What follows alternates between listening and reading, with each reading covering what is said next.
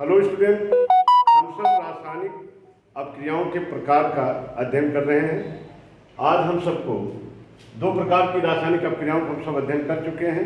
आज तीसरे प्रकार का अध्ययन करना है। तीसरे टाइप का जो रिएक्शन है इसको कहा जाता है डिस्प्लेसमेंट रिएक्शन या सब्स्टिट्यूशन रिएक्शन।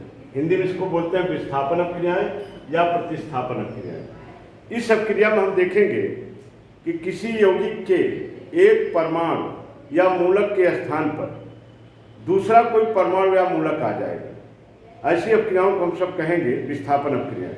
या आप ये भी कह सकते हैं ये अपक्रियाएं ऐसी होंगी कि जिसमें कोई अधिक अपक्रियाशील तत्व अपने से कम अपक्रियाशील तत्व को उसके यौगिक के जलीय विलयन से विस्थापित कर देगा।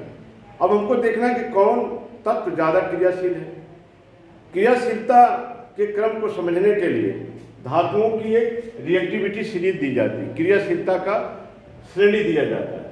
इसमें ये श्रेणी है potassium, sodium, calcium, magnesium, aluminium, zinc, iron, tin, lead, hydrogen. Hydrogen देखिए दोबारा भी लिख दिया गया, hydrogen, copper, mercury, silver, iron, सोना और प्लेटिनम। इसमें जो मेटल है ये क्रियाशीलता का घटता क्रम है, यानी ऊपर के जो मेटल लिखे गए हैं वो ज़्यादा क्रियाशील है, मेटल हो चाहे नॉन मेटल, और जो नीचे लिखे गए हैं वो कम क्रियाशील है। यानी पोटेशियम और अगर एल्युमिनियम पूछा जाए तो पोटेशियम एल्युमिनियम से ज़्यादा क्रियाशील है, एल्युमिनियम आयरन से ज़्यादा क्रियाशील। यानी जो मेटल ऊपर है वो ज़्यादा क्रियाशील है और जो मेटल नीचे है वो कम क्रियाशील है। और इसको याद करने के लिए ऐसे याद किया जाता है, केदारनाथ का माली आलू जरा फीका सही से पकाता है। केदारनाथ का माली आलू जरा फीका सही से पकाता है। और यहाँ कह सकते हैं हाइड्रोजन को दोबारा लिख दिया गया याद करने के लिए, हाई कोर्ट है आपका, AGAUAPT ये आप हो जाए, हाई कोर्ट है आपका। तो इसमें देखें एग्जाम्पल से समझे तब ज्यादा समझ में आएगा। जैसे हम एग्जाम्पल ले लें, जिंक को कॉपर सल्फेट के जलीय विलयन में ऐसे डाल दिया, ये सॉलिड है, ये जलीय विलयन है। जिंक को कॉपर सल्फेट के जलीय विलयन में ऐसे डाल दिया गया तो देखें क्या होगा। अब आप देखें जिंक कहाँ है, जिंक यहाँ है और ये कॉपर इसके नीचे है। ये भले ऊपर लिखा कि सब इसके नीचे है, हाई कोर्ट है आपका, ये सब इसके नीचे है। तो देखिए जिंक ऊपर है, कॉपर नीचे है, यानी जिंक जो है कॉपर से ज्यादा क्रियाशील है। तो जिंक क्या करेगा, कॉपर सल्फेट के जो जलीय विलयन है इस जिंक इसको रिप्लेस कर देगा, यानी इसको रिप्लेस करके इसके स्थान पर खुद आ जाएगा। तो बन जाएगा ये जिंक सल्फेट प्लस कॉपर। तो क्या देख रहे हैं, जिंक कॉपर से अधिक क्रियाशील है। इसमें कोई तत्व जैसे जिंक है किसी दूसरे तत्व के जलीय विलयन से, यानी कॉपर के जलीय विलयन से कॉपर को रिप्लेस कर देगा, इसको रिप्लेस करके इसके स्थान पर खुद आ जा रहा है। ऐसी अपक्रियाएं जो कहलाती हैं डिस्प्लेसमेंट रिएक्शन कहलाती है। इसमें ये जो कॉपर सल्फेट होता है ये ब्लू कलर का होता है, इसमें कलर भी चेंज होता है। और ये जो जिंक सल्फेट मिलता है ये भी जलीय विलयन है, ये रंगीन होगा। इसमें हम सब देखते हैं जिंक पर जो जिंक मेटल है उस पर कॉपर की ऐसी लेयर बन जाती है और जो लेयर बनती है वो लाल भूरे रंग की बनती है, लाल भूरा रंग, लाल भूरे रंग का कॉपर जमा हो जाता है। इसका मतलब रिएक्शन ये हुआ कि अगर हम जिंक चूर्ण को कॉपर सल्फेट में डाल दें, कॉपर सल्फेट कैसा है, ब्लू कलर का है, और जब इसमें डालेंगे इसका कलर भी चेंज हो जाएगा। जो जिंक सल्फेट बनेगा और रंगहीन बनेगा, और जिंक की जो चूर्ण है उस पर कॉपर का लाल भूरे रंग की इससे लेयर बन जाएगी, लाल भूरे रंग का उस पर लेयर जमा हो जाएगी। इसमें देखिए कलर भी चेंज होगा, ब्लू कलर से रंगीन हो जा रहा है और जिंक पर कॉपर की लाल भूरे रंग की ऐसे लेयर जमा हो जाएगी। तब ये रिएक्शन ऐसा क्यों हो रहा है, क्योंकि जिंक ऊपर है रिएक्टिविटी सीरीज में और कॉपर है नीचे। तो जिंक जो है कॉपर से अधिक क्रियाशील है, तो जिंक क्या करेगा, कॉपर के जलीय विलयन से कॉपर को रिप्लेस कर देगा। तो आप कह सकते हैं ऐसी रासायनिक अपक्रियाएं जिसमें अधिक क्रियाशील तत्व अपने से कम क्रियाशील तत्व को उसके यौगिक के जलीय विलयन से विस्थापित कर देगा, ऐसी अपक्रियाएं कहलाएंगी विस्थापन अपक्रियाएं। या आप ये कह सकते हैं इस अभिक्रिया में किसी यौगिक के एक परमाणु या मूलक के स्थान पर दूसरा परमाणु या मूलक आकर के जुड़ जाएगा, ऐसी अभिक्रिया को कहेंगे डिस्प्लेसमेंट रिएक्शन। तो देखिए सल्फेट आयन होता है, ये कॉपर हट गया, इसके स्थान पर दूसरा जिंक एटम जुड़ गया। तो ये अभिक्रियाएं क्या होंगी? ऐसी रासायनिक अभिक्रियाएं जिसमें किसी यौगिक के एक परमाणु या परमाणुओं का समूह, जिसको कहते हैं मूलक, के स्थान पर दूसरा परमाणु या दूसरे परमाणु का समूह यानी मूलक आके जुड़ जाएगा, ऐसी अभिक्रियाओं को कहेंगे विस्थापन अभिक्रियाएं। या ये कह सकते हैं इसमें अधिक क्रियाशील तत्व जैसे जिंक है अपने से कम क्रियाशील, यानी कापर के जलीय विलयन यानी कापर सल्फेट से कापर को रिप्लेस कर देगा। अधिक क्रियाशील तत्व अपने से कम क्रियाशील तत्व को उसके जलीय विलयन से उसको क्या करेगा? विस्थापित कर देगा। ऐसी अभिक्रियाएं कहलाएंगी विस्थापन अभिक्रियाएं। इसमें देखिए कलर भी चेंज हो रहा है, कापर सल्फेट का कलर कैसा हो जाएगा? रंगहीन हो जाएगा। अच्छा, इसमें आप देखें अगर यही रिएक्शन ऐसे करा देते Cu प्लस FeSO4, अब आप देखें कापर नीचे है जबकि Fe ऊपर है। हम इसको इधर साइड में लिखें, इसका मतलब ये नहीं कि ये ऊपर है, ये इसके नीचे है। Hydrogen, copper, mercury, Ag, Au, Pt सब इसके नीचे है। तो आप क्या देख रहे हैं? कापर जो है नीचे है और Fe जो है ऊपर है। तो कापर तो Fe से ज्यादा क्रियाशील है नहीं, जबकि Fe कापर से ज्यादा क्रियाशील। यहां आपसे पूछा जाए कि क्या कापर Fe को रिप्लेस कर पाएगा?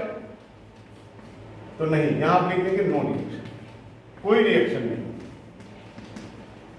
ऐसे बहुत सारे एग्जाम्पल आपसे पूछे जा सकते हैं, जैसे Ag, Au, सोना चांदी को अगर कापर सल्फेट से रिएक्शन करा दे, भले सोना चांदी है, लेकिन क्या Ag चांदी कापर को रिप्लेस कर पाएगा? Au सोना कापर को रिप्लेस कर पाएगा? आप देखें कापर ऊपर है, Ag, Au नीचे है, यानी Ag, Au सिल्वर और सोना, चांदी और सोना जो है कम क्रियाशील है, वो कापर को रिप्लेस नहीं कर पाएंगे। यहां भी आप लिख देंगे नो रिएक्शन, और यहां पर भी हो जाएगा नो रिएक्शन। क्यों नो रिएक्शन होगा? कोई क्रिया नहीं होगी। Ag, Au देखिए Ag, Au नीचे है और कापर ऊपर है। ऊपर वाली नीचे वाली मेटल को रिप्लेस कर सकता है, नीचे वाली ऊपर को नहीं कर सकता, यानी जो नीचे है वो कम क्रियाशील है। अधिक क्रियाशील तत्व ही कम क्रियाशील तत्व को रिप्लेस कर सकता है। ऐसे बहुत सारे एग्जाम्पल बुक में दिए गए हैं। और भी जो रिएक्शन देख लिया जाए, जैसे कापर का रिएक्शन AgNO3 से कराया जाए। अब यहां देखिए क्या ये रिप्लेस कर पाए? कापर ऊपर है, Ag नीचे है, यानी कापर सिल्वर से ज्यादा क्रियाशील है। यहां संभावना है कि कापर सिल्वर को रिप्लेस कर दे। ये सिल्वर नाइट्रेट के जलीय विलयन है, ये कापर सॉलिड स्टेट में है, तो कापर क्या करेगा? इस सिल्वर को रिप्लेस कर देगा। ये बन जाएगा CuNO3 और क्यूप्रिक नाइट्रेट बन, इसको +2 चार्ज होता है, नाइट्रेट तो -1 होता है। यहां बन जाएगा क्यूप्रिक नाइट्रेट और सिल्वर जब होगी रिप्लेस हो जाएगी। तो क्या देख रहे हैं? कापर जो है सिल्वर से ज्यादा रिएक्टिव है, तो कापर क्या करेगी? सिल्वर को रिप्लेस कर देगी। ऐसे और भी देखें, बहुत सी धातुएं ऐसी होती हैं जो वाटर से क्रिया करके, पानी से क्रिया करके हाइड्रोजन निकाल देती है। जैसे सोडियम का रिएक्शन अगर हम करा दें H2O, तो यहां बनता है सोडियम हाइड्रोक्साइड और हाइड्रोजन गैस। अब आप देखिए सोडियम ऊपर है और हाइड्रोजन नीचे है, तो सोडियम हाइड्रोजन से ज्यादा क्रियाशील है। ये सोडियम क्या करेगी? हाइड्रोजन को रिप्लेस कर देगी, तो बन जाएगा सोडियम हाइड्रोक्साइड और हाइड्रोजन। बैलेंस भी आप कर सकते हैं, यहां से 2 से मल्टीप्लाई करते हैं, यहां से 2 से मल्टीप्लाई करते हैं, 2NaOH प्लस हाइड्रोजन कितना हो जाएगा? 2 यहाँ 2 यहाँ, 2 2 4, यहाँ 2 से बैलेंस करना भी जरूरी है। अभी क्यों रिएक्शन आप समझे कि सोडियम क्या करेगा? सोडियम ऊपर है और हाइड्रोजन नीचे है, तो सोडियम हाइड्रोजन को ऐसे रिप्लेस कर देगा। ऐसे और भी देख रहे हैं, कैल्शियम अगर H2O से रिएक्शन कराया जाए क्या बनेगा?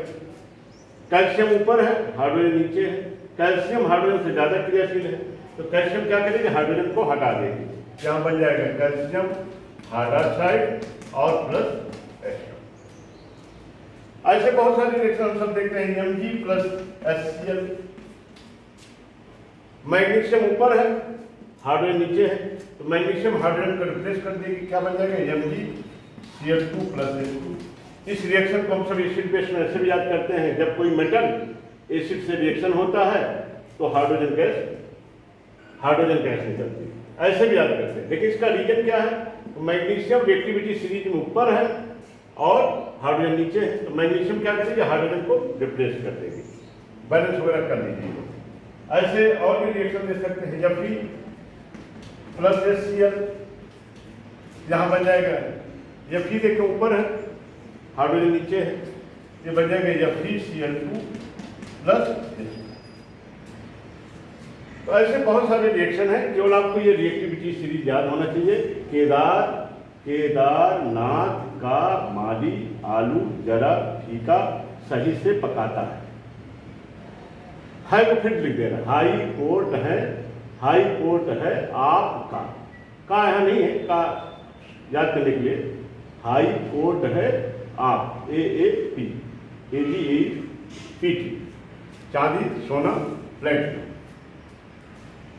ऐसे अब रिएक्शन और भी बहुत सारे हैं, अगर ये रिएक्टिविटी सीरीज आएगी तो आप सकते हैं। और ये जो हाइड्रोजन होते हैं और सारणी में जो सातवें समूह 4 तत्व रखे गए हैं, फ्लोरीन, क्लोरीन, ब्रोमीन और आयोडीन, ये भी जो है ये क्रियाशीलता का घटता क्रम है, क्रियाशीलता का घटता क्रम। ये नॉन मेटल है, यानी फ्लोरीन सबसे ज्यादा मोस्ट रिएक्टिव है और आयोडीन लीस्ट रिएक्टिव है। सबसे ज्यादा रिएक्टिव है फ्लोरीन और सबसे कम रिएक्टिव है आयोडीन। तो फ्लोरीन क्लोरीन को रिप्लेस कर सकती है, क्लोरीन ब्रोमीन को रिप्लेस कर सकती है, क्लोरीन आयोडीन को भी रिप्लेस कर सकती है, लेकिन ब्रोमीन क्लोरीन को नहीं रिप्लेस कर पाएगी। ये भी ध्यान रखना है, हाइड्रोजन में फ्लोरीन क्लोरीन ब्रोमीन ऊपर से नीचे जब हम चलेंगे, इनकी रिएक्टिविटी यानी क्रियाशीलता घटेगी। अधिक क्रियाशील तत्व अपने से कम क्रियाशील तत्व को उसके यौगिक के जलीय विलयन से क्या कर देगी, विस्थापित कर देगी। ये सब उदाहरण दे दें, पोटेशियम आयोडाइड का रिएक्शन करा दें क्लोरीन से। अब आप देखें, fluorine chlorine bromine iodine, chlorine ऊपर है आयोडीन नीचे है, इसका क्लोरीन आयोडीन से ज्यादा रिएक्टिव है, तो क्लोरीन क्या करेगी, आयोडीन को रिप्लेस कर। ये सब नॉन मेटल है, यहाँ मेटल की बात नहीं होती। तो क्या होगा, यहाँ देखिए बन जाएगी, यहाँ बन जाएगा पोटेशियम क्लोराइड और निकलेगी आयोडीन गैस। आप बैलेंस भी कर सकते हैं, यहाँ 2 से मल्टीप्लाई करते क्योंकि I2 है, यहाँ I सिंगल है, यहाँ 2 से करना पड़ेगा। तो ये भी आप ध्यान रख सकते हैं। ऐसे जिंक का रिएक्शन अगर H2SO4 से कराया जाए या हाइड्रोजन गैस बनाने की प्रयोगशाला भी है, हाइड्रोजन गैस खोजा था हेनरी कैवेंडिश से। तो आप देखें जिंक कहाँ है, जिंक ऊपर है, हाइड्रोजन नीचे है। तो जिंक क्या करेगी, हाइड्रोजन को रिप्लेस कर देगी, क्या बन जाएगा, ZnSO4 plus H2, ZnSO4 plus.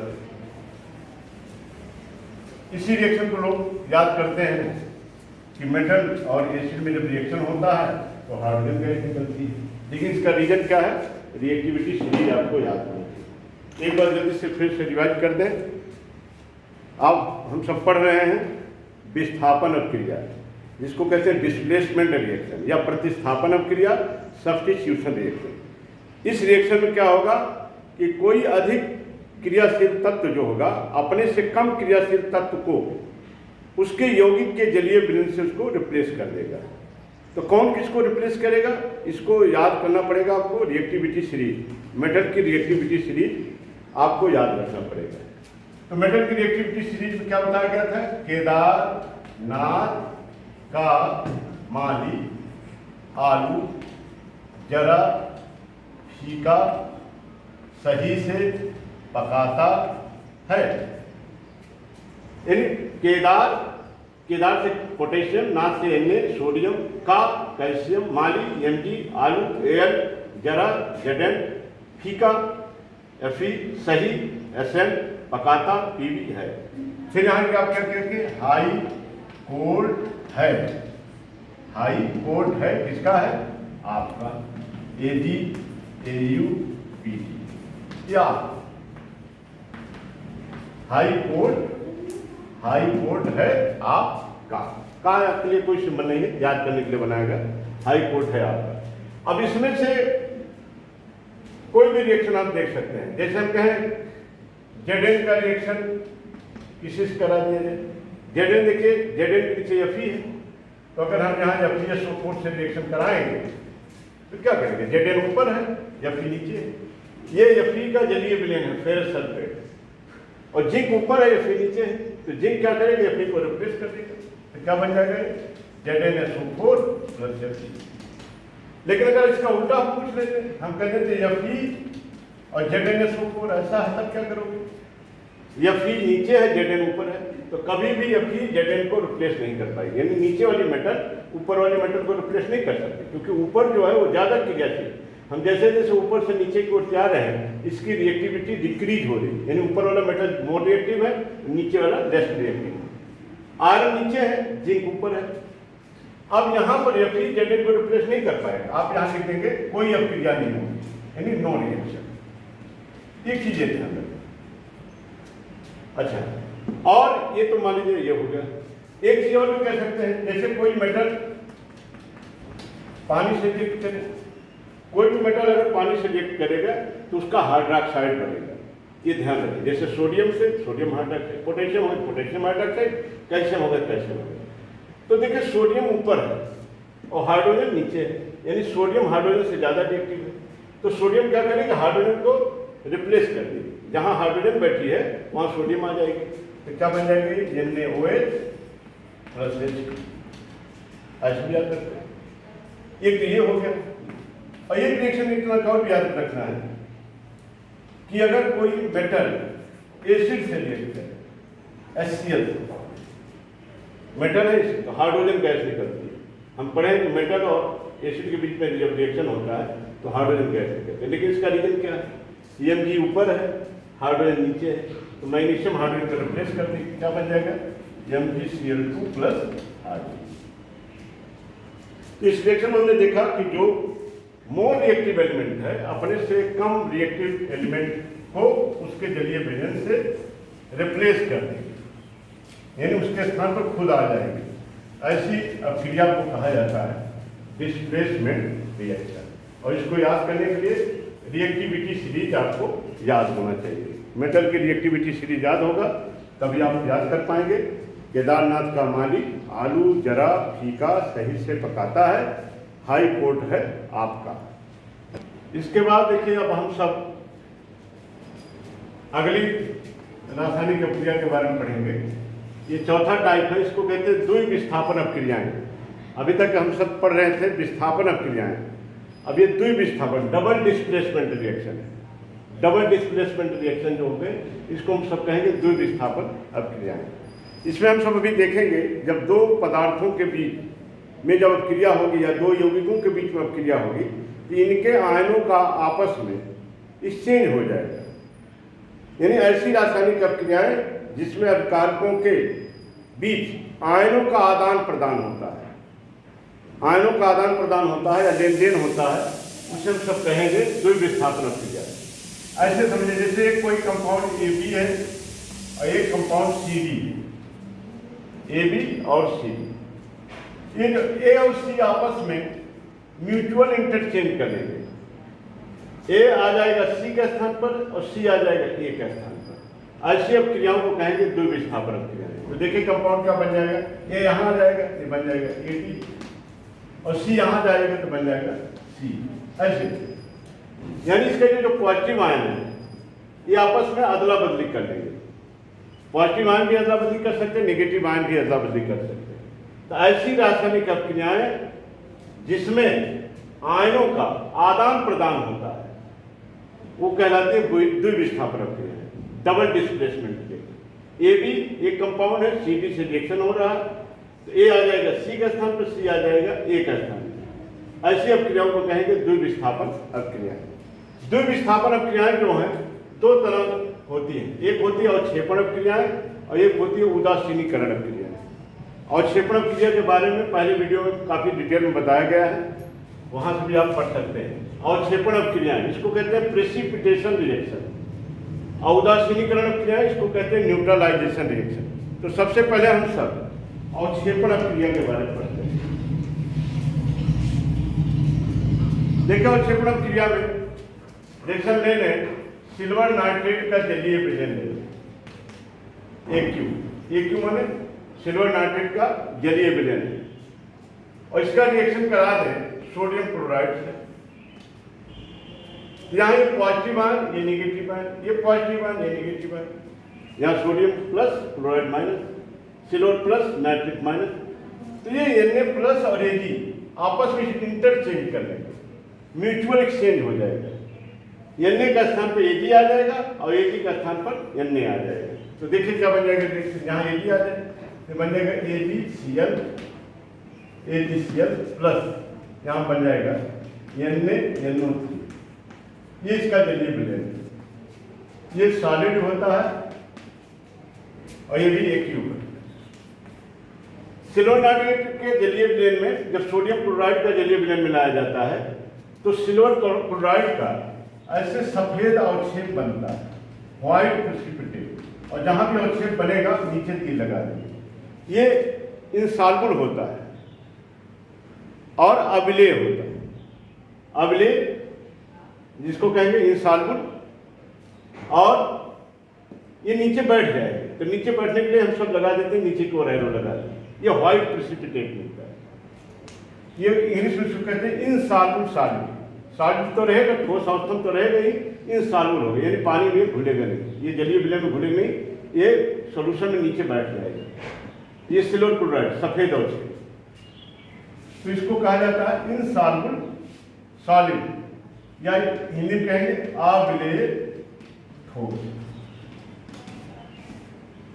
जो अविलेय ठोस होगा उसी को कहा जाता है प्रेसिपिटेट अवक्षेप, या शॉर्टकट में इसको कहते हैं पीपीटी। तो फिर से आप देखें, जब सिल्वर नाइट्रेट के जलीय विलयन में सोडियम क्लोराइड का जलीय विलयन मिलाया जाता है तो सिल्वर क्लोराइड का सफेद अवक्षेप मिलता है, ये सॉलिड रूप में मिलता है, लेकिन ये पानी में अघुलनशील होता है, अविलेय ठोस होता है, इनसॉल्युबल सॉलिड होता है। लेकिन इसका कलर कैसा होता है, व्हाइट कलर का, इसको कहेंगे सफेद अवक्षेप, और सोडियम नाइट्रेट बनेगा। और रिएक्शन कैसे हो रहा, देखिए इसके पॉजिटिव आयन आपस में इंटरचेंज कर ले रहे हैं, सिल्वर के स्थान पर सोडियम आ जाएगा, सोडियम के स्थान पर सिल्वर आ जाएगा। ये जो रिएक्शन है इसको कहेंगे अवक्षेपण क्रियाएं, प्रेसिपिटेट, जिससे प्रेसिपिटेट बने, यानी जो सोल्यूशन में ऐसा कोई पदार्थ बने जो पानी में घुले भी ना और ठोस रूप में। ऐसे और भी रिएक्शन दिया जाता है। बेरियम क्लोराइड का अगर रिएक्शन करा दिया जाए सोडियम सल्फेट, अब आप देखें यहाँ बेरियम पर चार्ज होता +2, सोडियम पर होता +1, सल्फेट पर होता -2, क्लोराइड पर होता -1। ये सब चार्ज आपको पता है। यहाँ सोडियम और बेरियम इंटरचेंज करेंगे, जहाँ सोडियम वहाँ बेरियम आ जाएगा, जहाँ बेरियम वहाँ सोडियम आ जाएगा। तो देखें कौन सा कंपाउंड बनेगा, Ba पर होता +2 चार्ज और सल्फेट पर होता -2 और -2, ये तो कैंसिल हो जाएंगे, यहाँ बन जाएगा compound barium sulphate, barium sulphate बन जाएगा, और यहाँ बन जाएगी सोडियम क्लोराइड। आप बैलेंस भी कर लीजिए, सोडियम 2 है, 2 से मल्टीप्लाई कर दीजिए, ये चार्ज वगैरह हटा दीजिए। BaCl2 + Na2SO4 gives out BaSO4 + 2NaCl। ये भी AQ के रूप में ही रहेगा, ये भी जलीय विलयन में ही रहेगा, ये भी जलीय विलयन के रूप में रहेगा, लेकिन ये जो अवक्षेप मिलेगा ये सॉलिड। यहाँ बेरियम सल्फेट का ये भी व्हाइट प्रेसिपिटेट मिलता है, सफेद अवक्षेप मिलता है। ये क्या होगा, अविलेय ठोस होगा, यानी सोल्यूशन में ये घुलेगा नहीं, और किसके रूप में मिलेगा, सॉलिड रूप में। अगर टेस्ट ट्यूब में रिएक्शन कराएंगे तो नीचे ऐसे बैठ जाएगा, सफेद अवक्षेप ऐसे बैठ जाएगा। तो सोडियम सल्फेट, तो क्या देख रहे हैं, बेरियम क्लोराइड का जब सोडियम सल्फेट से रिएक्शन कराते हैं तो सोडियम स्थान ले लेता है बेरियम और बेरियम स्थान ले लेता है सोडियम का, तो बन जाता है बेरियम सल्फेट का सफेद अवक्षेप और सोडियम क्लोराइड। तो जो भी अवक्षेप होगा अवक्षेप ले एरो नीचे लगा देंगे, मतलब ये सोल्यूशन में नीचे बैठ जाएगा, घुलेगा भी नहीं और साथ साथ सॉलिड रूप में रहेगा, ठोस अवस्था में रहेगा। ऐसे एक एग्जाम्पल और भी दे सकते हैं, लेड नाइट्रेट। लेड पर चार्ज होता है +2 और नाइट्रेट पर होता है -2। वैसे लेड की वैलेंसी 2 होती है, 2 4 प्लम्बस प्लम्बिक, लेकिन यहाँ जो दिया जा रहा है लेड नाइट्रेट दिया जा रहा है PbNO3 का होल्ड कॉइल, और इसका रिएक्शन कराते हैं पोटेशियम आयोडाइड के साथ। अब आप देखें, यहाँ लेड, यहाँ पोटेशियम, ये दोनों आपस में इंटरचेंज हो जाएंगे। यहाँ बन जाएगा PbI। अब यहाँ जो भी कंपाउंड बनेगा इसकी बैलेंसी के हिसाब से बनता है। जैसे लेड पर चार्ज होता है +2 और आयोडाइड पर होता है -2। जितने भी हैलाइड है, चाहे क्लोराइड हो, ब्रोमाइड हो, फ्लोराइड हो, आयोडाइड, सब पर चार्ज -1 होता है। तो क्रॉस मल्टीप्लाई करेंगे ये बन जाएगा PbI। ये अवक्षेप है, तीर नीचे लगा देंगे, लेड आयोडाइड का अवक्षेप मिलेगा और ये एरो प्रेसिपिटेट मिलता है, पीले रंग का मिलता है। और क्या बन जाएगा, और बन जाएगा KNO3। अब यहां भी बनेगा KNO3 का होल्ड कॉइल, क्योंकि नाइट्रेट पर चार्ज होता है -1 और पोटेशियम पर चार्ज होता है +1। +1 -1 कैंसिल हो जाएगा, इसी को कहेंगे पोटेशियम नाइट्रेट। वैसे बाजार में सोरा के नाम से बिकता है। सोरा जो हम सब पटाखा दीपावली में जलाते हैं उसमें यही होता है, पोटेशियम नाइट्रेट होता है। इससे शोर होता है, आवाज होती है, इसलिए इसको सोरा कहते हैं। और इसको HNO3 से भी बनाया जाता है, इसलिए HNO3 को सोरिक अम्ल भी कहते हैं, सोरिक अम्ल। लेकिन KNO3 को क्या कहेंगे, सोरा कहेंगे। तो आप बैलेंस भी कर सकते हैं। नाइट्रेट यहाँ डबल है, 2 से मल्टीप्लाई कर लीजिए, PbI2। यहाँ आयोडीन भी डबल है, यहाँ 2 से मल्टीप्लाई कर दीजिए। तो ऐसे बैलेंस कर सकते हैं। तो क्या देख रहे हैं, जब लेड नाइट्रेट की पोटेशियम आयोडाइड से रिएक्शन होता है तो लेड आयोडाइड बनता है। लेड आयोडाइड का पीला अवक्षेप बनता है, अवक्षेप है तो मतलब ये अम्लीय ठोस है, और बनेगा पोटेशियम नाइट्रेट। ये जो पोटेशियम नाइट्रेट होता है ये बहुत विस्फोटक पदार्थ है, और इसको अगर इसमें आग लगाया जाए तो बहुत तेज शोर होती है, आवाज होती है, इसलिए इसको सोरा कहते हैं। और पटाखों में इसी का यूज होता है, पोटेशियम नाइट्रेट के यूज होता है। तो क्या आप देख रहे हैं कि ऐसी रासायनिक अभिक्रियाएं जिसमें अगर दो पदार्थों के बीच में अभिक्रिया हो और उनके आयनों का आदान प्रदान हो जाए, म्यूचुअल एक्सचेंज हो जाए, विनिमय हो जाए, ऐसी अभिक्रियाओं को कहेंगे द्विविस्थापन अभिक्रियाएं, डबल डिस्प्लेसमेंट रिएक्शन। तो पहला टाइप हमने रिएक्शन देखा अवक्षेपण अभिक्रियाएं, इसमें प्रेसिपिटेट बनेगा, इनसॉल्वेबल सॉलिड बनेगा, यानी विलयन में नीचे बैठ जाएगा और घुलेगा नहीं। ऐसे अभिक्रियाओं को अवक्षेपण अभिक्रियाएं हैं। जिसमें पहला एग्जाम्पल आपने देखा, अगर सिल्वर नाइट्रेट के जलीय विलयन में सोडियम क्लोराइड का जलीय विलयन मिलाया जाता है तो सिल्वर क्लोराइड का सफेद अवक्षेप बनता है। ठीक इसी तरह से एक एग्जाम्पल हमने देखा, बेरियम क्लोराइड में अगर सोडियम सल्फेट मिलाया जाता है तो बेरियम सल्फेट का सफेद अवक्षेप बनता है। और लेड नाइट्रेट में अगर पोटेशियम आयोडाइड मिलाई जाती है तो लेड आयोडाइड का पीला अवक्षेप बनता है। ये जो अभिक्रियाएं थी अवक्षेपण अभिक्रियाएं, जो उदासीनीकरण अभिक्रिया होती है, न्यूट्रलाइजेशन रिएक्शन जो होती है वो भी डबल डिस्प्लेसमेंट होता है। अब उदासीनीकरण के बारे में जरा देखें। इसमें कोई अम्ल होगा, किसी क्षारक से रिएक्शन होगा, यहां बनेगा लवण, लवण बनेगा और जल बनेगा। तो अगर आपसे पूछा जाए भाई उदासीनीकरण अभिक्रिया किसे कहते हैं, ऐसी रासायनिक अभिक्रियाएं जिसमें अम्ल और क्षारक के बीच आपस में क्रिया होने से लवण और जल बनता है, उदासीनीकरण क्रिया कहलाती है। ये भी डबल डिस्प्लेसमेंट रिएक्शन है। इसमें भी देखेंगे रिएक्टेंट के आयनों का आपस में एक्सचेंज होगा, जो रिएक्टेंट जो अभिकारक आपस में क्रिया करेंगे अपने आयनों का अदला बदली कर लेंगे, आदान प्रदान कर लेंगे। जैसे एग्जाम्पल में देख लिया जाए, जैसे ले लिया जाए HCl और एक क्षारक ले लिया जाए NaOH, जिसमें भी OH है वो क्षारक है, और जो क्षारक जल में घुल जाएंगे उससे क्षार कहेंगे। तो HCl और NaOH, अब आप देखिए क्या होगा, ये H और Na ये आपस में इंटरचेंज कर लेंगे। जहां H बैठा है वहां सोडियम आ जाएगा, और जहां सोडियम बैठा है वहां H आ जाएगा। या आप कह सकते हैं अम्ल जो होगा H+ आयन देगा, और क्षार जो होगा OH आयन देगा, और H और OH जब आपस में मिलेंगे तो बना लेंगे वाटर। तो देखो इनको एक्सचेंज कर दीजिए, यहाँ आ जाएगा तो क्या बन जाएगा, H यहाँ आ जाएगा एच और OH हो जाएगा H2 और Na यहाँ जाएगा। यहाँ ये जो लॉन्ड बनेगा NaCl प्लस H2। इस रिएक्शन में अगर आप गौर से देखें, अम्ल जो है वो H प्लस आयन देगा और जो क्षारक है वो OH माइनस आयन दे रहा है। यानी उदासीनीकरण क्रिया में अम्ल जो होगा H प्लस आयन देगा और क्षारक जो होगा OH माइनस देगा और ये दोनों आपस में रिएक्ट करके वाटर बनाएंगे। लेकिन ये है कैसा रिएक्शन? ये डबल डिस्प्लेसमेंट रिएक्शन है, क्योंकि यहाँ अभिकारकों के आयनों का एक्सचेंज हो रहा है। कौन अभिकारक है? Cl और Na। इनका जो पॉजिटिव आयन है ये आपस में अदला बदली कर ले रहे हैं। H आ जा रहा है Na का स्थान पे, Na आ रहा है इसके स्थान। तो जहां पर आयनों का आदान प्रदान, यानी ऐसी रासायनिक क्रियाएं जिनमें अभिकारकों के बीच आयनों का आदान प्रदान, म्यूचुअल एक्सचेंज हो, उसे कहेंगे उदासीनीकरण क्रिया। उदासीनीकरण क्रिया में एक चीज और भी ध्यान रखा जाता है, इसमें एक उदासीनीकरण ऊष्मा निकाली जाती है। उदासीनीकरण ऊष्मा, उदासीनीकरण ऊष्मा क्या होती है?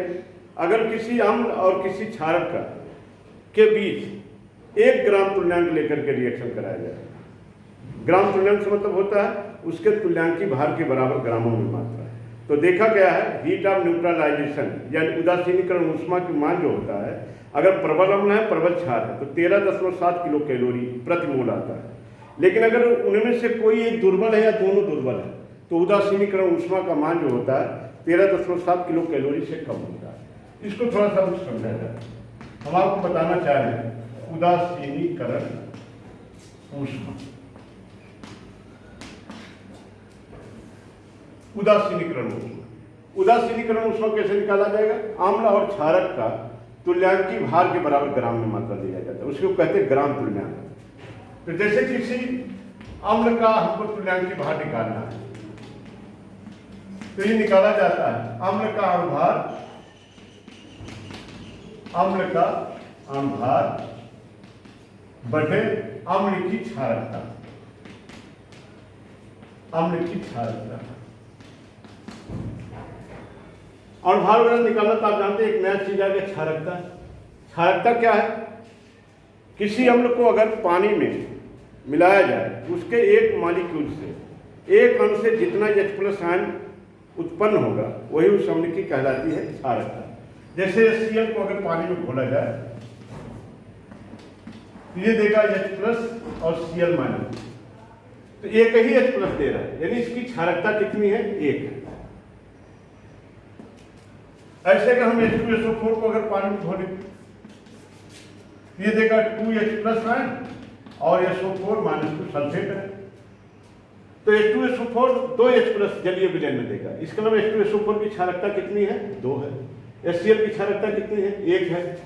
ऐसे एसिटिक एसिड होता है Cl3COH, इसका आयन कैसे होता है? एसीटेट आयन में टूटता है और H प्लस आयन। तो एसिटिक एसिड की क्षारकता कितनी है? 1 है। ये मोनोबेसिक एसिड है। ये Cl और Cl3COH ये मोनोबेसिक एसिड है क्योंकि इसकी क्षारकता 1 है, जबकि H2SO4 कितना है? डाइबेसिक है। तो अगर आपसे पूछा जाए क्षारकता क्या है तो आप कह सकते हैं अम्ल जो है, अम्ल को अगर अम्ल का जलीय विलयन बनाया जाए या अम्ल को जल में मिलाया जाए तो उसके एक मॉलिक्यूल से जितना H प्लस आयन, जितना प्रोटॉन उत्पन्न होगा, जितना H प्लस आयन प्रोड्यूस होगा वही अम्ल की कहलाएगी क्षारकता। तो क्षारकता अगर 1 है तो मोनोबेसिक 2 है, डाइबेसिक 3 है, ट्राइबेसिक 4 है, टेट्राबेसिक ऐसे एसिड हो गए। तो किसी अम्ल का तुल्यांकी भार कैसे निकालेंगे? अम्ल का अणुभार बटे अम्ल की क्षारकता। ऐसे क्षार का तुल्यांकी भार कैसे निकालेंगे? ये होगा क्षार का अणुभार, क्षार का अणुभार बटे क्षार की अम्लता। कुछ किताब अम्लीयता भी लिखते हैं, अम्लीयता। ये एसिडिटी है और ये बेसिसिटी है। तो किसी क्षार को अगर आप पानी में घोलते हैं जितना वो हाइड्रॉक्सिल आयन देता है वही उसकी क्षारकता है। जैसे NaOH को अगर घोलेंगे पानी में ये टूटेगा Na प्लस और OH माइनस, लेकिन अगर कैल्शियम हाइड्रोक्साइड को घोलेंगे तो किसमें टूटेगा? Ca+2 और 2 हाइड्रॉक्सिल आयन देता हूं। इसका मतलब इसकी NaOH की जो अम्लीयता है ये 1 है एसिडिटी 1, और कैल्शियम हाइड्रोक्साइड की एसिडिटी कितनी है? 2 है, क्योंकि इसके आयन से 2 हाइड्रोक्सिल आयन उत्पन्न हो रहे हैं। तो अगर 2 हाइड्रोक्सिल है तो इसकी अम्लीयता 2 होगी, अगर 1 है तो इसकी अम्लीयता 1 होगी। तो इसको बताने के पीछे हमारा उद्देश्य है, हम समझाना चाह रहे हैं उदासीनीकरण ऊष्मा। उदासीनीकरण ऊष्मा में ग्राम तुल्यांकी भार लिया जाता है, यानी तुल्यांकी भार के बराबर ग्राम में मात्रा लिया जाता है। जैसे अगर आपसे पूछा जाए HCl का तुल्यांकी भार बताओ, तो हाइड्रोजन का परमाणु भार 1, क्लोरीन का होगा 35.5, और इसकी क्षारकता कितना है? HCl को जब पानी में घोले थे 1 आयन उत्पन्न हो रहा है, इसकी क्षारकता 1, तो 35.5 में 1 जोड़ेंगे 36.5, 1 से भाग देंगे वही रहे, ये 36.5। लेकिन अगर आपसे पूछा जाए H2SO4 का तुल्यांकी भार कितना होगा, तो हाइड्रोजन का 1 होता, क्योंकि 2 हाइड्रोजन है तो 2 लिखेंगे। सल्फर का 32, ऑक्सीजन का 16 होता परमाणु, लेकिन 4 ऑक्सीजन, 16 चौका 64, और इसकी क्षारकता कितनी है? इसकी क्षारकता है 2, क्योंकि H2SO4 के आने से 2 H+ आयन उत्पन्न हो गए, बटा 2 कर दीजिए, तो जोड़ दीजिए 4 2 6 2 8 और 6 3 9, 98/2 यानी 49। अगर हम 36.5 ग्राम लेते हैं तो इसका मतलब HCl का 1 ग्राम तुल्यांक है। 49 ग्राम लेते हैं तो इस H2SO4 का 1 ग्राम तुल्यांक है। तो ग्राम तुल्यांक से मतलब होता है तुल्यांकी भार के बराबर ग्राम में मात्रा। तो किसी अम्ल का अगर तुल्यांकी भार निकालना है, उसके अणुभार में उसकी क्षारकता से भाग देंगे। क्षार का तुल्यांकी भार निकालना, क्षार के अणुभार में क्षार की अम्लता से भाग देंगे। अम्ल की क्षारकता कितना होता है? जितना वो H+ आयन दे। क्षार की अम्लता या अम्लीयता क्या होता है? जितना हाइड्रोक्सिल आयन दे। यानी अणुभार में क्षारकता यानी H+ आयन, और क्षार का अगर तुल्यांकी भार निकाल, क्षार के अणुभार में क्षार की अम्लता उसकी OH- से भाग देंगे। और तुल्यांकी भार के बराबर अगर ग्राम में मात्रा लेते हैं तो वही उसका कहलाता है ग्राम तुल्यांकी भार। तो जैसे NaOH का अगर आपसे पूछा जाए तुल्यांकी भार बताइए, NaOH का तुल्यांकी भार, तो परमाणु भार आपको याद होना चाहिए। सोडियम परमाणु भार होता है 23, ऑक्सीजन का 16, हाइड्रोजन का 1, और NaOH का अगर आयन होगा तो एक ही हाइड्रोक्सिल आयन उत्पन्न होगा, यानी इसकी अम्लीयता 1 है। इसको जोड़ दीजिए 6 3 9 1 10, 2 1 3 1 4, 40। तो NaOH का तुल्यांकी भार कितना है? 40 है। लेकिन अगर हम 40 ग्राम यूज करें तो इसका कहलाएगा ग्राम तुल्यांक, यानी तुल्यांकी भार के बराबर ग्राम में मात्रा। तो उदासीनीकरण ऊष्मा का मतलब क्या हुआ कि अगर किसी अम्ल और क्षार के बीच में रिएक्शन कराया जाए और उसकी मात्रा कितना लिया जाए, उसके तुल्यांकी भार के बराबर मात्रा दिया जाए, उन्हें उसका ग्राम तुल्यांक दिया जाए, तो जितनी ऊष्मा उत्पन्न होगी वही इसकी कहलाएगी उदासीनीकरण ऊष्मा। जैसे एग्जाम्पल समझे ज़्यादा समझ में आएगी। ये HCl प्लस NaOH, ये प्रबल अम्ल है, ये प्रबल क्षार है।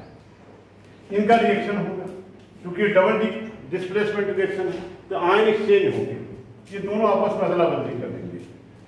ये बन जाएगा NaCl प्लस H2O, और यहाँ जो हीट उत्पन्न होती है, ये दोनों प्रबल हैं, ये उत्पन्न होती है 13.7 किलो कैलोरी प्रति मोल, इसकी यूनिट। ये प्रबल अम्ल है और ये प्रबल क्षार है, और ये जो बना है लवण है, और ये जो बना है जल। तो पहले तो आपसे पूछा यही जाएगा उदासीनीकरण क्रिया किसे कहते हैं। जब अम्ल और क्षारक आपस में क्रिया करके लवण और जल बनाएंगे, ऐसे क्रिया को कहेंगे उदासीनीकरण क्रिया। तो HCl प्रबल अम्ल है, NaOH जो है प्रबल क्षार है। क्षार भी लिख सकते हैं, क्षारक भी, क्योंकि NaOH पानी में घुल जाता है, क्षारक भी लिख सकते हैं और क्षार भी लिख सकते हैं, ये दोनों है। तो प्रबल अम्ल और ये प्रबल क्षारक है। अगर इनके बीच में जो रिएक्शन हो रहा है 13.7 किलो कैलोरी प्रति मोल, लेकिन इसका मतलब ये नहीं है कि HCl आप कितना लोगे, इसका ग्राम तुल्यांक लोगे। ग्राम तुल्यांक मतलब तुल्यांकी भार के बराबर ग्राम में मात्रा। अभी इसका आपने तुल्यांकी भार निकाला था 36.5, यानी इसका लेना है 36.5 ग्राम। NaOH के तुल्यांकी भार कितना निकाले थे? 40, तो 40 ग्राम लेना। अगर 36.5 ग्राम HCl और 40 ग्राम NaOH, यानी इसके तुल्यांकी भार के बराबर ग्राम में मात्रा, इसके तुल्यांकी भार के बराबर ग्राम में मात्रा अगर लिया जाएगा तो जो ऊष्मा उत्पन्न होगी वो कितना होगी? 13.7 किलो कैलोरी प्रति मोल। तो उदासीनीकरण ऊष्मा किसे कहेंगे? कि उदासीनीकरण की क्रिया में अगर 1 ग्राम तुल्यांक अम्ल और 1 ग्राम तुल्यांक क्षार के बीच में अगर रिएक्शन होगा और दोनों प्रबल होंगे तो उदासीनीकरण ऊष्मा जो उत्पन्न होगी वो कितना होगी 13.7 किलो कैलोरी।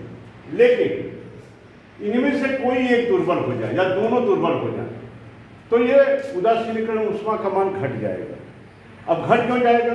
क्योंकि जो दुर्बल होते हैं उनका पूर्ण रूप से आयनाइजेशन नहीं होता, पूर्ण रूप से आयनन नहीं होता, तो कुछ न कुछ जो ऊष्मा उत्पन्न होगी उसके आयनन में खर्च हो जाएगी। जैसे एग्जाम्पल दे दिया जाए CH3COOH, ये दुर्बल अम्ल है, एस्टिक अम्ल है, सिरका में मिलता है, जिस सिरका को हम सब खाते हैं उसमें यही होता है, और इसका रिएक्शन करा दें NaOH से, ये दुर्बल अम्ल है, ये दुर्बल अम्ल है, और ये प्रबल क्षार है, प्रबल क्षार है या प्रबल क्षार। जब इसमें रिएक्शन होगा देखिए ये बन जाएगा CH3COONA, अम्ल देगा H+ आयन और क्षार देगा OH माइनस। H+ और OH आपस में रिएक्ट करेंगे और यहाँ बनेगा H2, और यहाँ जो उदासीनीकरण ऊष्मा आएगी वो 13.7 नहीं आएगा, 13.3 किलो कैलोरी प्रति मोल आएगा। अब पूछा जाएगा भाई ये घट क्यों गया? घट क्यों गया? क्योंकि एस्टिक अम्ल जो है दुर्बल अम्ल है, इसका पूर्ण रूप से 100% आयनाइजेशन नहीं होगा।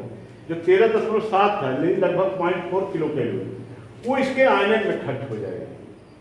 तो कभी कभी पूछा जाता है क्या कारण है दुर्बल अम्लों, प्रबल क्षारों, या दुर्बल क्षार प्रबल अम्ल, या दोनों दुर्बल, यानी दोनों में से अगर कोई एक दुर्बल है तो उदासीनीकरण ऊष्मा का मान 13.7 ना होकर के उससे कुछ कम होता है। इसका जवाब है कि जो ऊष्मा उत्पन्न होती है उसका कुछ हिस्सा जो दुर्बल पदार्थ है, चाहे अम्ल हो चाहे क्षारक हो, उसको आयनित करने में ही खत्म हो जाता है। तो फिर से एक बार रिवाइज कर दें, हम सब पढ़ रहे हैं उदासीनीकरण क्रिया। उदासीनीकरण क्रिया में हमने न्यूट्रलाइजेशन रिएक्शन, अगर किसी अम्ल की किसी क्षारक से क्रिया कराएंगे तो लवण और जल बनेगा, ऐसी अपक्रिया को कहेंगे उदासीनीकरण अपक्रिया। और उदासीनीकरण क्रिया में ऊष्मा निकलती है उसे कहा जाता है उदासीनीकरण ऊष्मा। और उदासीनीकरण ऊष्मा किसके लिए निकाला जाता है? 1 ग्राम तुल्यांक अम्ल और 1 ग्राम तुल्यांक क्षारक।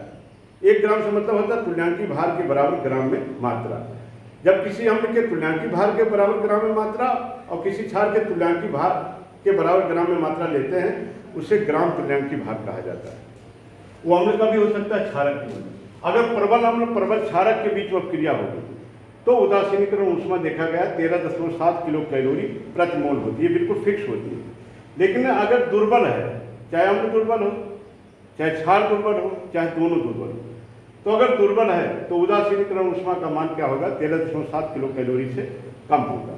उसका रीजन है कि जो ऊष्मा उत्पन्न होती है उसका कुछ हिस्सा जो दुर्बल है उसको आयन, क्योंकि दुर्बल जो पदार्थ होता है उसका आयनाइजेशन पूरा नहीं होता, 100% नहीं होता, तो उसको आयनाइज करने में ही खत्म हो जाता है।